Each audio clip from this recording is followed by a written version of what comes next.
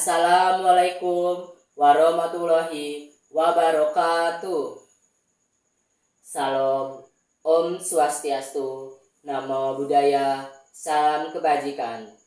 Tabi pun.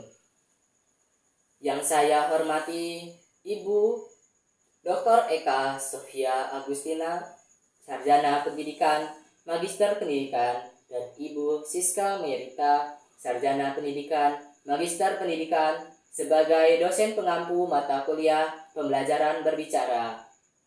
Pertama-tama, marilah kita panjatkan puji syukur atas kehadirat Tuhan Yang Maha Esa, karena atas berkat rahmat dan karunia-Nya kita dapat berkumpul di tempat ini dengan keadaan sehat.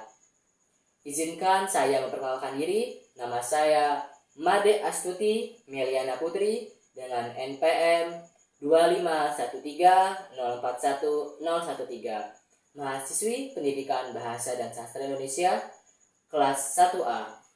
Pada kesempatan kali ini saya akan membahas tentang pentingnya membaca. Teman-teman sekalian, kita semua tentu pernah mendengar pepatah bahwa membaca adalah jendela dunia.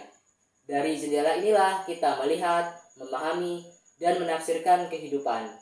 Membaca bukan hanya kegiatan melihat susunan kata maupun kalimat, tetapi proses memahami makna, menggali ilmu, dan membentuk cara berpikir. Sejarah menunjukkan bahwa bangsa yang besar adalah bangsa yang gemar membaca. Seperti halnya negara Jepang. Jepang memiliki tingkat literasi yang sangat tinggi. Setelah Perang Dunia Kedua, mereka membangun kembali peradaban melalui pendidikan dan budaya membaca. Hasilnya, kini Jepang menjadi salah satu negara dengan kemajuan teknologi dan ekonomi yang sangat luar biasa. Lalu, bagaimana dengan kita, mahasiswa atau masyarakat Indonesia? Kita sebagai mahasiswa dan masyarakat Indonesia menjadi garda terdepan dalam membangun budaya literasi. Namun sayangnya, fakta menunjukkan bahwa minat baca di Indonesia masih sangat rendah. Berdasarkan data dari UNESCO, indeks minat baca di Indonesia hanya 0,001%,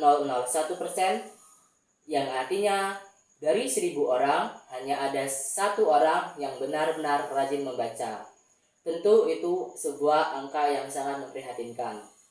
Saat ini budaya membaca mulai menurun karena banyak orang lebih sibuk dengan media sosial daripada kegiatan membaca.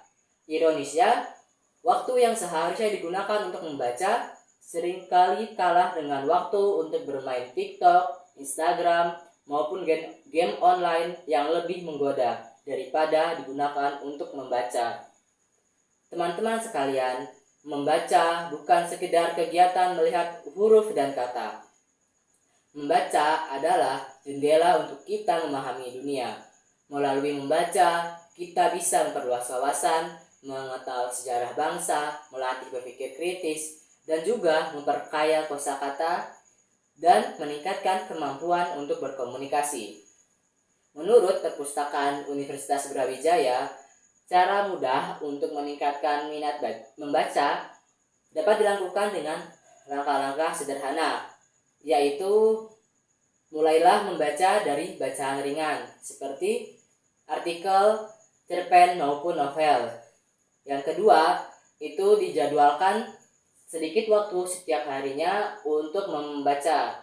Yang ketiga adalah membaca di tempat nyaman yang kita sukai. Yang keempat, gabung dengan kelompok membaca.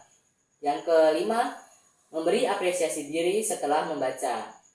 Setelah melakukan kebiasaan membaca, tentu saja berbagai ilmu pengetahuan maupun cara berpikir kritis kita akan meningkat. Untuk itu, marilah kita jadikan membaca sebagai gaya hidup. Tidak harus membaca buku yang tebal ataupun jurnal ilmiah.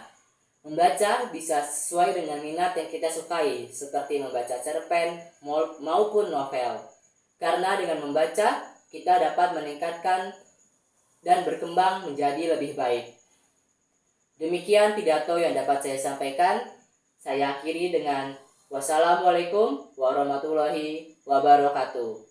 Om Santi Santi Santi Om.